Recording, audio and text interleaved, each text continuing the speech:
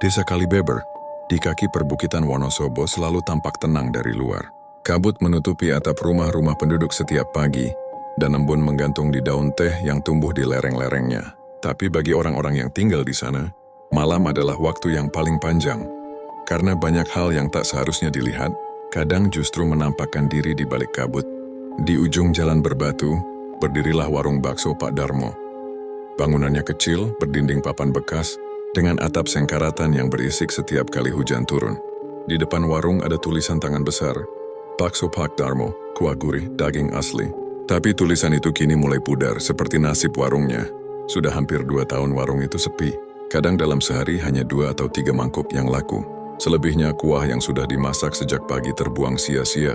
Pak Darmo dan istrinya Sarti tinggal di rumah kecil di belakang warung itu. Mereka menikah 20 tahun lalu. Hidupnya pas-pasan tapi jujur.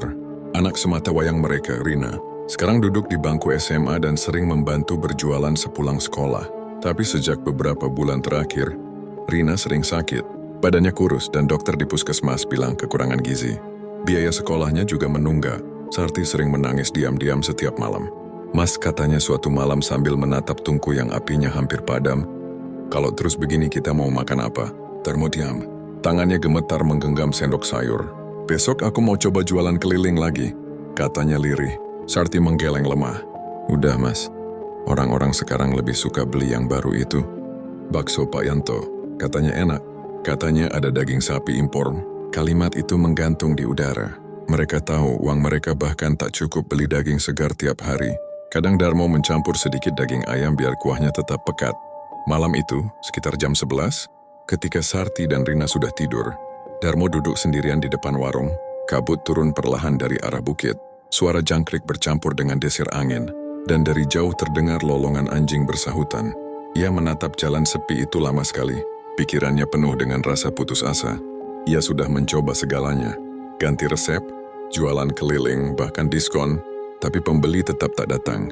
Tiba-tiba, dari arah ujung jalan muncul cahaya redup, seperti pelita kecil bergerak pelan menembus kabut. Darmo memicingkan mata. Sosok itu makin dekat. Seorang lelaki tua, mengenakan baju serba hitam, bertongkat bambu, dengan caping besar menutupi wajahnya. "Masih buka, nak?" Suara lelaki itu serak, tapi dalam. Darmo berdiri cepat. "Sudah tutup, mbah. Tapi kalau mau makan, saya masih bisa bikinkan." Orang tua itu tersenyum samar. "Aku tidak lapar." Ia menatap langsung ke mata Darmo, dan senyumnya menimbulkan rasa dingin di punggung. "Aku datang karena kau memanggilku." Darmo mengernyit. "Mi manggil? Kau sedang susah. Warungmu sepi. Hatimu penuh niat, tapi rezekimu tertahan." Lelaki tua itu mengangkat tongkatnya perlahan.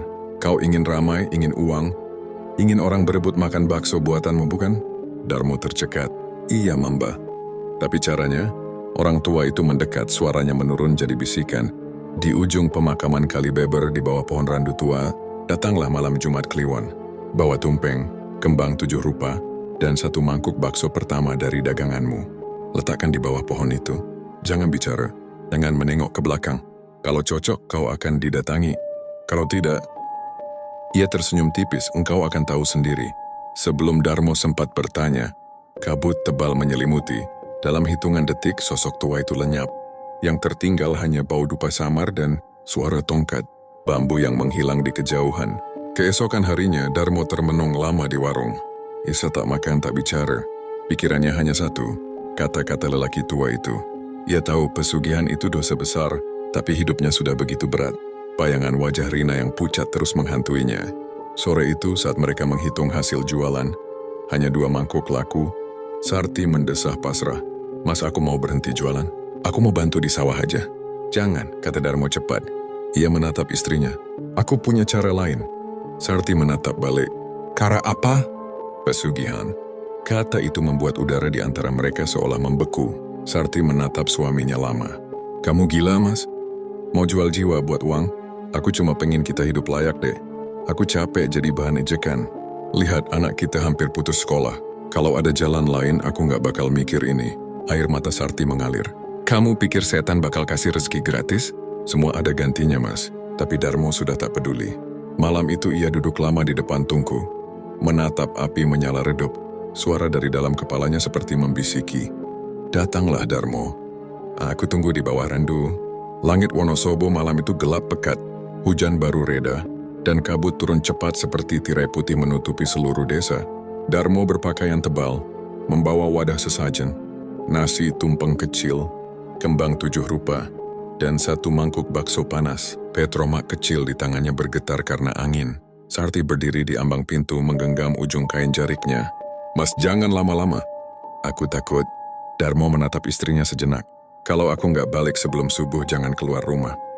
Tanpa menunggu jawaban, ia melangkah menuju pemakaman desa Kalibeber yang terletak di bawah lereng bukit. Di dekat sungai kecil, tanah di sana becek, bau lembabnya menusuk. Suara air menetes dari daun randu tua yang menjulang tinggi. Seolah mengawasi setiap langkahnya, Darmo berhenti di depan pohon itu. Ia meletakkan sesajen lalu menyalakan dupa. Asapnya membentuk pusaran di udara. Bismillah. Gumamnya meski suaranya gemetar. Angin tiba-tiba berhenti, sunyi. Lalu dari arah akar pohon terdengar suara, lirih, seperti seseorang sedang bernafas berat. Sudah datang kau akhirnya. Darmo kaku. Matanya mencari sumber suara. Dari balik kabut muncul sosok putih tinggi, terbungkus kain kafan kotor. Lubang matanya gelap tapi dari dalamnya berkilat merah redup. Pocong itu bergerak perlahan mendekat. Siapa kamu? Bisik Darmo. Sosok itu berhenti di depan sesajen. Suaranya berat dan basah, seperti suara orang berbicara dari dalam air. Kau ingin rezekimu lancar? Kau ingin orang berebut makan bakso buatanmu? Maka dengarlah syaratnya. Darmo tak bisa menolak. Kakinya seolah tertanam di tanah. Setiap malam Jumat bakso pertama yang kau buat, persembahkan padaku. Letakkan di bawah tungku api. Jangan lupa baca doanya. Jika lupa, aku sendiri yang datang mengambilnya. Angin dingin berputar kencang, daun-daun randu berjatuhan. Pocong itu mengeluarkan suara tawa kecil, tapi panjang dan serak, lalu menghilang dalam sekejap. Hanya mangkuk bakso di bawah pohon yang kini kosong, seperti habis disantap seseorang. Darmo gemetar, menatap piring kosong itu sebelum akhirnya berlari pulang. Keesokan paginya, sesuatu yang tak pernah terjadi sebelumnya terjadi. Warung Darmo tiba-tiba ramai. Orang-orang datang dari mana-mana, bahkan dari kecamatan sebelah. Aroma kuahnya menggoda siapapun yang lewat. Pembeli bilang, rasanya beda, lebih gurih, lebih nikmat. Seperti ada rasa yang tak bisa dijelaskan. Sarti takjub, kok bisa seramai ini mas? Kamu ganti resep ya? Darmo hanya tersenyum samar. Mungkin rezeki lagi datang. Malamnya ketika semua pembeli sudah pergi dan Rina tertidur, Darmo menaruh semangkuk bakso panas di bawah tungku. Ia menutup mata, membaca doa seperti yang diajarkan pocong itu. Dari arah belakang dapur terdengar langkah berat. Seret, seret. Suara seperti kain diseret di lantai. Ia memejamkan mata erat-erat. Suara itu makin dekat, lalu berhenti tepat di belakangnya. Dingin, bau amis menusuk hidung. Lalu terdengar hembusan napas di telinganya, seperti seseorang berbisik. Ketika ia membuka mata, mangkuk bakso itu sudah kosong.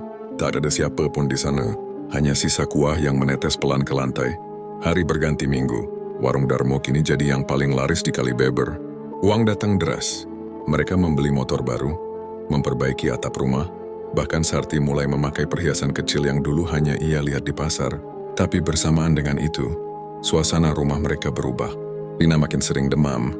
Kadang tengah malam ia mengigau, mengatakan ia melihat orang putih berdiri di dapur. Sarti mulai curiga, tapi tak berani bicara.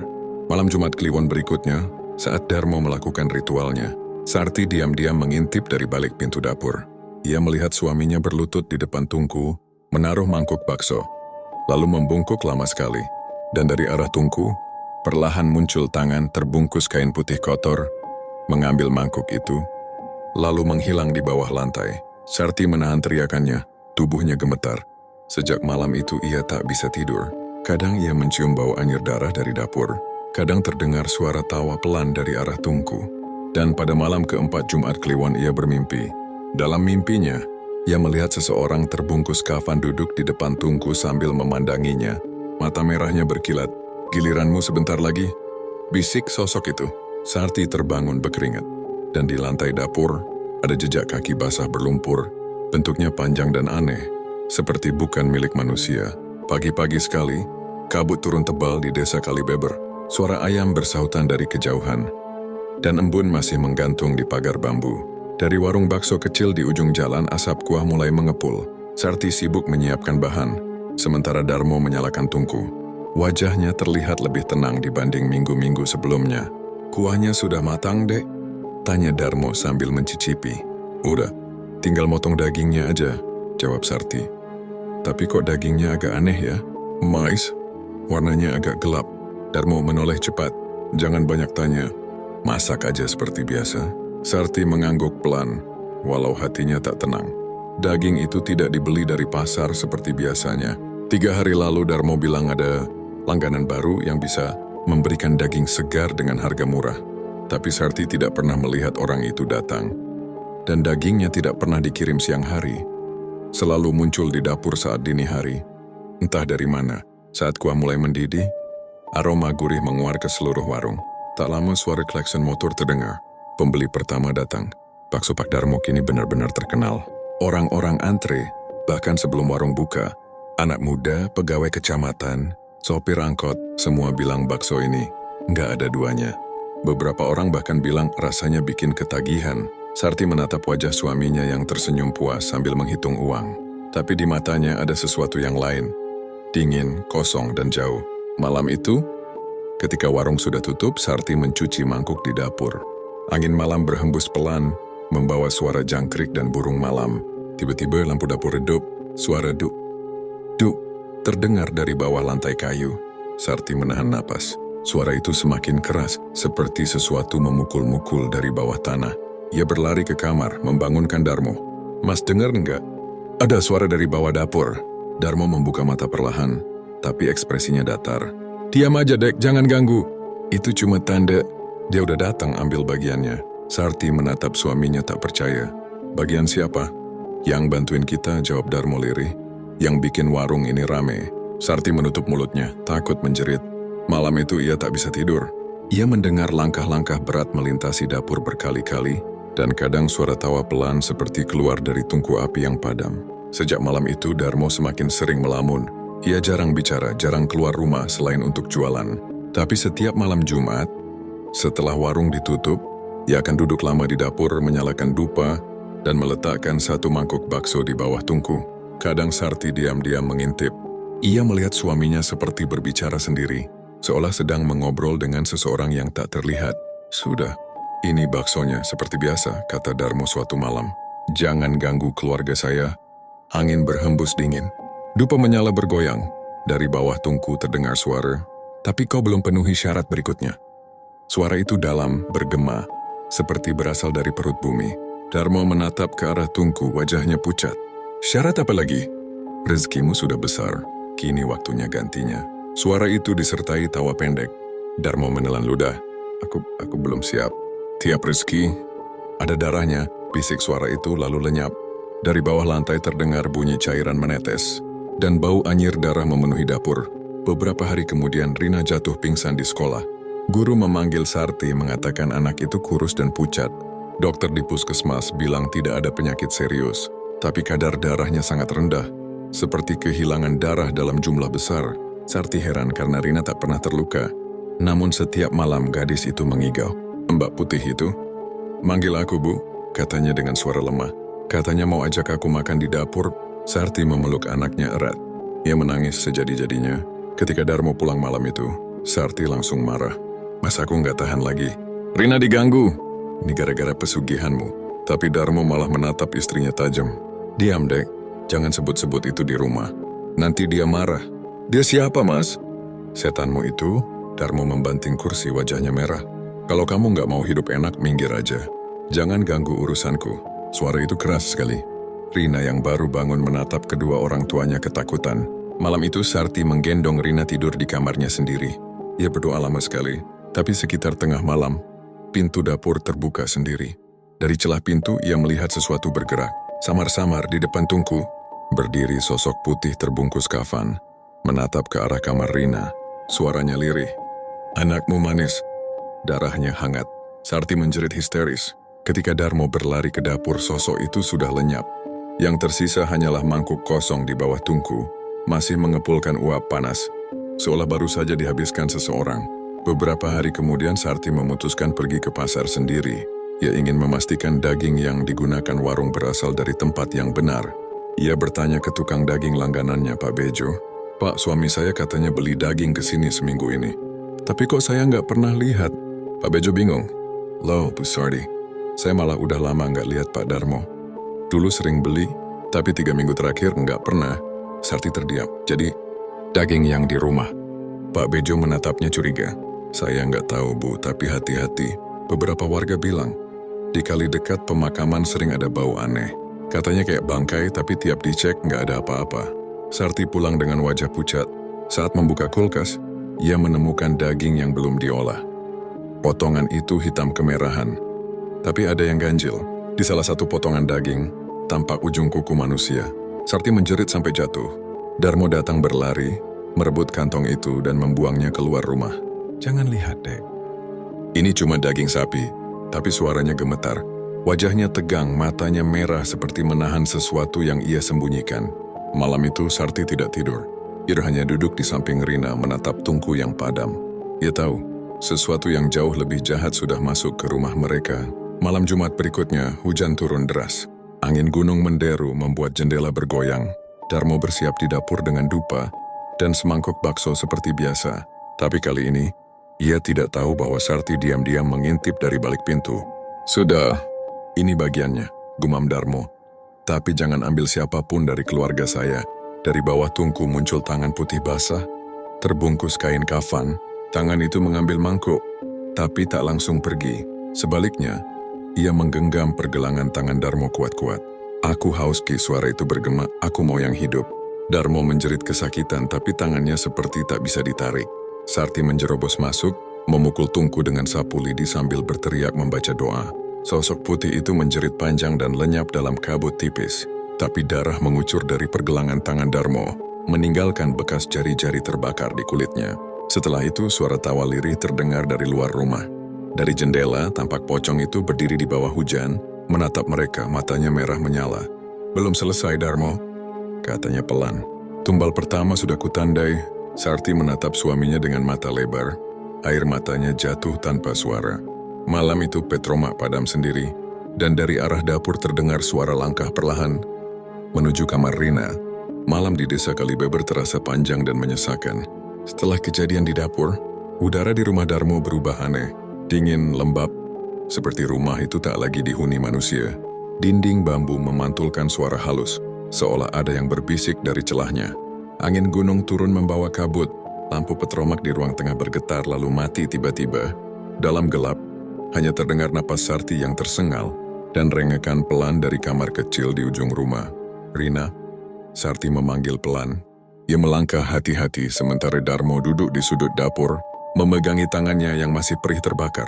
Wajahnya kaku, matanya kosong menatap lantai. Sarti membuka pintu kamar anaknya. Rina terbaring diam.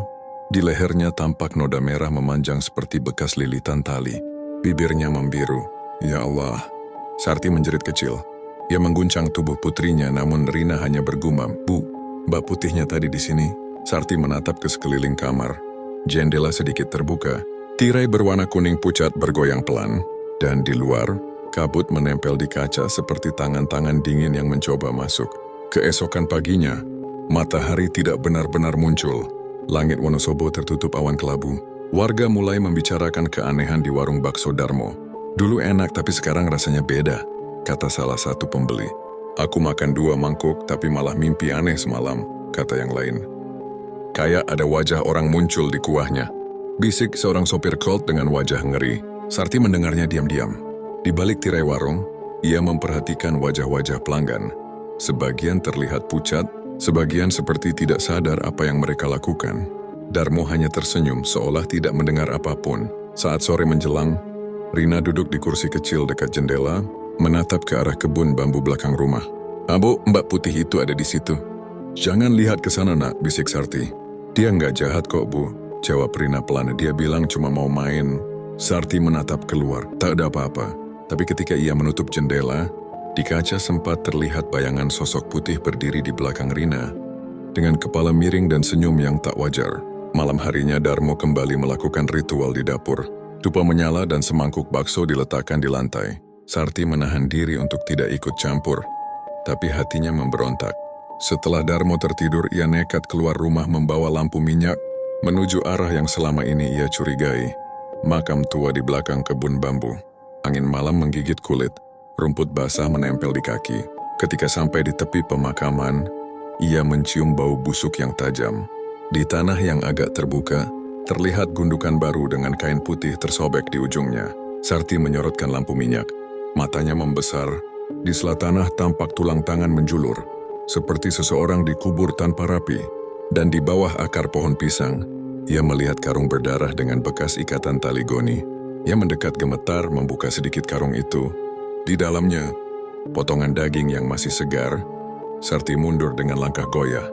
Suara tawa lirih terdengar dari balik nisan. Ketika ia menoleh, sosok pocong berdiri di antara kabut, kain kafannya basah tanah. Wajahnya pucat tanpa mata. Hanya 2 lubang hitam menganga. "Aku belum dapat gantinya," katanya dengan suara berat. Rezeki besar butuh tumbal besar. Sarti berlari sekuat tenaga pulang, meninggalkan lampu minyak terjatuh dan padam di kuburan. Pagi-pagi sekali Sarti memberanikan diri menghadapi suaminya. "Mas, aku tahu semuanya. Aku lihat sendiri pocong itu di kuburan. Apa yang kamu lakukan, Mo?" Darmo menatap istrinya lama. Wajahnya lelah, matanya merah. "Aku cuma pengen kita nggak miskin lagi, Dek." Suaranya parau. "Aku cuma pengen Rina sekolah tinggi. Awalnya aku pikir ini cuma janji. Tapi setelah warung rame, dia minta gantinya." "Ganti apa?" teriak Sarti. Darmo menunduk. "Dia mau daging manusia. Aku nggak kuat nolak, Dek. Malam itu aku dibawa ke kuburan, disuruh gali sendiri mayat baru. Kalau enggak, Rina katanya bakal diambil." Sarti menutup mulutnya, tubuhnya bergetar hebat. "Berarti semua daging yang kita jual, itu?" Darmo memejam mata, menangis tanpa suara. "Aku berdosa, Dek, tapi aku nggak bisa berhenti. Kalau nggak aku berhenti, dia bakal ambil semuanya." Sarti mundur perlahan, memeluk Rina yang baru keluar dari kamar. "Kita harus pergi, Mas, malam ini juga." Tapi Darmo hanya diam, seolah tahu bahwa semua jalan sudah tertutup. Menjelang malam Jumat, hujan turun deras, petir menyambar gunung, menyorot bayangan rumah mereka sesekali. Sarti berkemas diam-diam, tapi setiap langkah terasa berat. Rina tertidur lemah di pangkuannya, wajahnya pucat dan dingin. Dari dapur, suara dupa kembali menyala sendiri. Lalu langkah kaki berat terdengar dari arah pintu belakang. "Duk, duk, duk." Darmo bangkit menatap keluar jendela. Sosok pocong itu berdiri di tengah halaman. Kainnya terbuka di bagian dada, memperlihatkan lubang besar hitam di tengah tubuhnya. Suaranya menggema di seluruh rumah. "Waktumu habis, Darmo." Sarti menjerit. Ia memeluk Rina erat dan mencoba keluar lewat pintu depan. Tapi angin berhembus kencang sekali, menutup pintu itu rapat-rapat. Semua lampu padam. Pocong itu melompat ke dalam rumah dengan suara berat. Bau tanah basah dan darah menyengat udara. Sarti berlari ke kamar sambil membawa anaknya, sementara Darmo berdiri menantang. Tangan gemetar menggenggam pisau dapur. "Ambil aku saja," teriaknya. "Jangan sentuh anak istriku." Sosok itu berhenti di depan Darmo, menunduk sedikit, lalu ia berbisik, "Tapi darah anakmu sudah jadi bagianku." Pocong itu bergerak cepat, menembus tubuh Darmo seperti kabut. Dalam sekejap, darah memancar dari dada Darmo, dan ia jatuh tersungkur. Sarti menjerit, tapi ketika menoleh ke arah Rina, gadis itu sudah tidak sadarkan diri. Di leher kecilnya, ada bekas 3 jari hitam seperti dicengkeram sesuatu yang tidak terlihat. Hujan di luar makin deras. Sarti memeluk tubuh anaknya erat-erat di tengah kegelapan.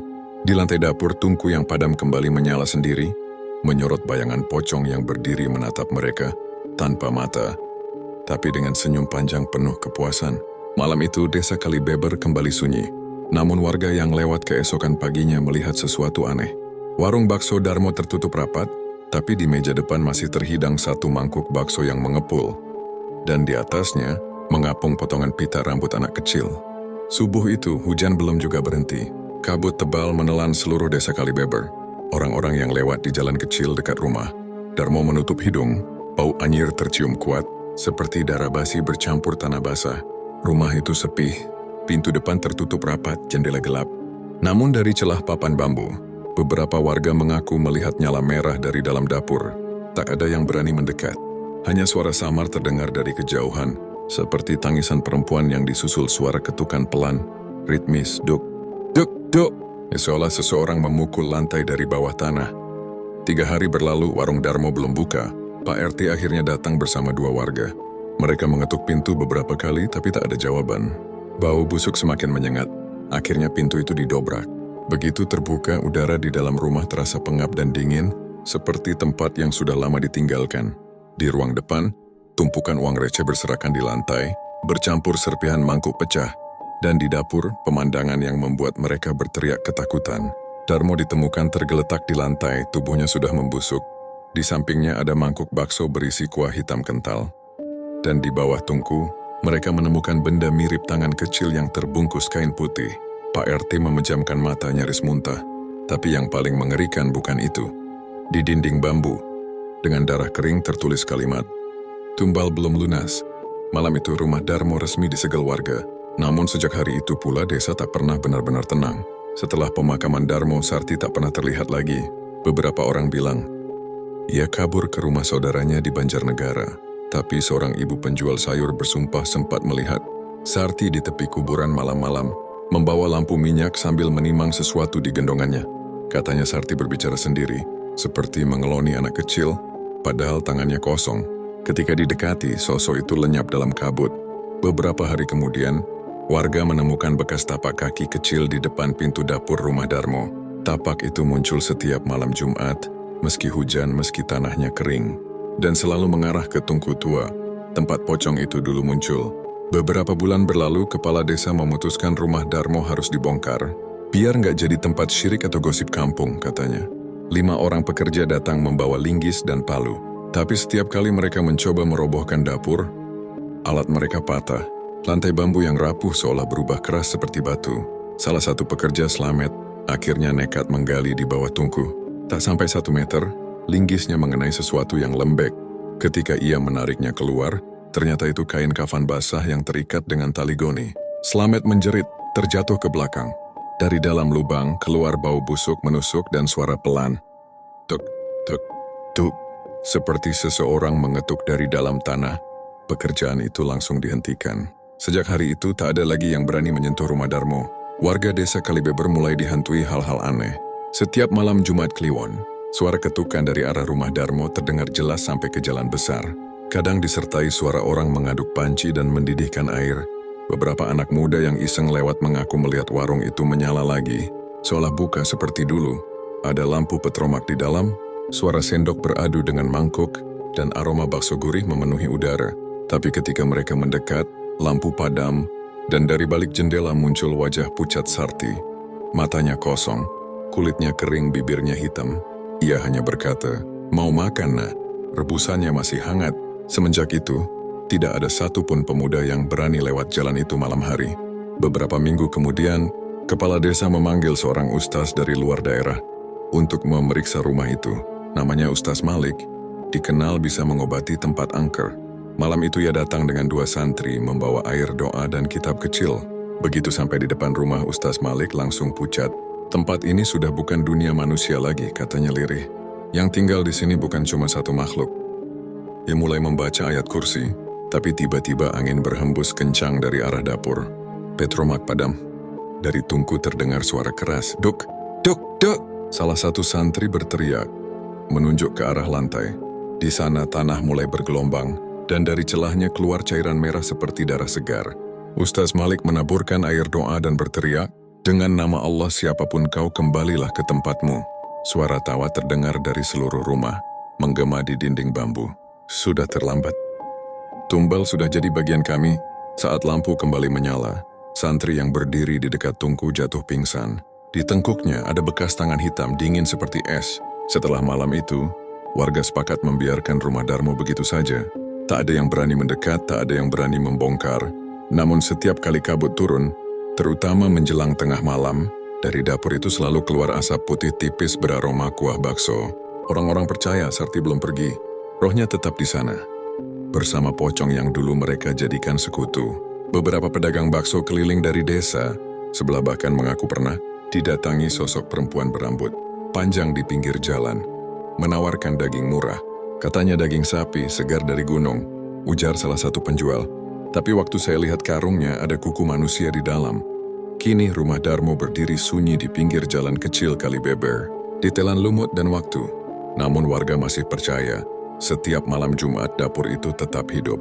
Kadang terdengar suara panci mendidih, suara Sarti memanggil anaknya, dan bau kuah bakso yang menggoda. Tapi siapapun yang mencoba mendekat tak akan kembali. Dari kesaksian terakhir warga yang lewat pukul 2 dini hari, terlihat sosok perempuan duduk di depan warung itu, memegang mangkuk bakso dan tersenyum. Di sebelahnya berdiri sosok pocong dengan kepala miring, tangannya menepuk bahu perempuan itu perlahan.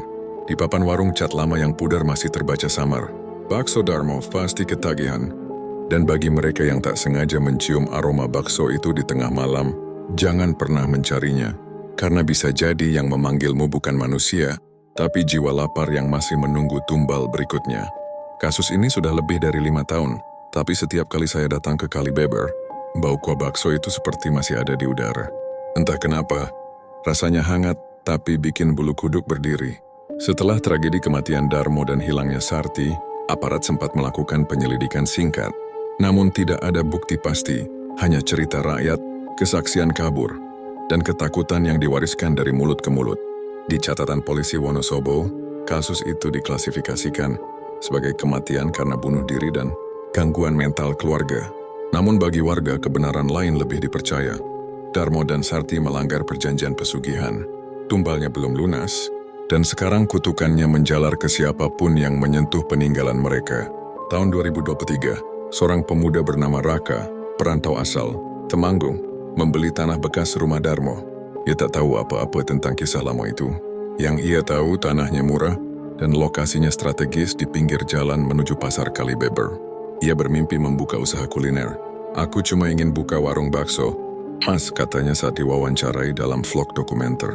Katanya dulu ada warung legendaris di sini. Mungkin ini jodoh. Warga sekitar sudah memperingatkan, tapi Raka tak percaya takhayul. Ia meratakan tanah itu, membangun kios kecil dengan atap seng, dan menamai warungnya Bakso Legenda Kalibeber. Pada awalnya usaha itu sepi, namun sejak malam Jumat pertama pengunjung mulai berdatangan. Mereka bilang kuahnya sangat gurih, ada rasa khas, sulit dijelaskan, seperti pernah makan di masa lalu. Setiap mangkuk laris. Raka senang, sampai sesuatu yang aneh terjadi. Suatu malam ia terbangun karena mendengar suara panci berdenting dari dapur. Padahal semua karyawannya sudah pulang. Ketika ia memeriksa, panci besar di atas tungku mendidih sendiri. Padahal tidak ada api. Uapnya berbau harum, tapi di dasar panci ada rambut panjang melingkar seperti baru saja direbus. Keesokan harinya, pelanggan yang datang mengatakan hal aneh. "Mas, tadi malam saya lihat warung ini buka jam 2 pagi. Ada ibu-ibu jualan di dalam, mukanya pucat banget. Suaranya halus tapi matanya kosong." Raka kaget, karena malam itu ia terkunci di dalam rumah. Tak ada siapa pun yang jaga warung. Raka akhirnya memasang CCTV di warung. Pagi harinya ia menonton rekaman dari malam Jumat. Pukul 1:40, terlihat bayangan perempuan masuk dari arah belakang dapur, lalu duduk di depan panci. Ia mengaduk kuah bakso perlahan. Tak lama muncul sosok lain, pocong berdiri di belakangnya, menepuk bahu perempuan itu. Keduanya menatap ke arah kamera. Lalu layar tiba-tiba bergetar dan mati. Saat Raka memutar ulang rekaman itu, bagian terakhir selalu sama.